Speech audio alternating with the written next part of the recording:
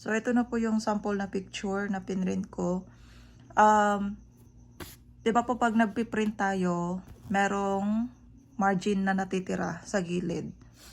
So, ang ginagawa ko, unless po kung borderless yung option ninyo, yun po yung mahirap ipagdugtong. So, ang ginagawa ko, nagtitira ako ng margin, tapos isa lang sa mga picture na yan, ang gugupitan ko dito sa gilid.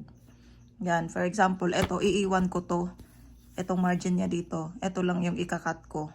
So, ayan po, kinat ko na siya, yung extra na margin dito sa baba. So, ganyan ko siya pinagdugtong. Iiwan ko to. Kasi mahirap kung pinutol mo rin to. Pag dinikit mo yan, pag na-press na tayo, aangat kasi yan sa tape, gaganyan yan. Yung ginagawa ko ganyan, tapos saka ko siya ipapatong dito sa likod. Ganyan po. Yan. So, ganyan yung magiging kinalabasan niya para mas madali rin idikit. So,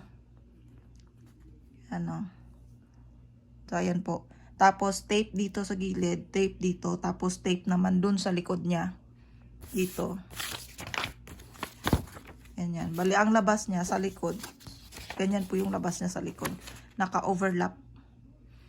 Importante po talaga naka-overlap siya, tapos naka-tape na yan dyan.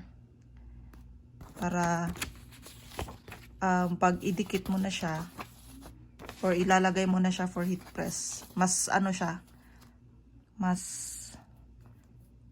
hindi siya magagalaw. Yan o. So, gamitin nyo po yung extra na margin para lagyan ng tape dyan, tapos tape dun sa likod. Yung pagkaka-tape nyo, pwedeng pa ganun. Isahang diretso na lang, tapos kayo na bahala kung paano nyo siya masecure. Basta, pag nilagay nyo na siya, pag binaliktad nyo na siya, yun na, hindi siya magagalaw.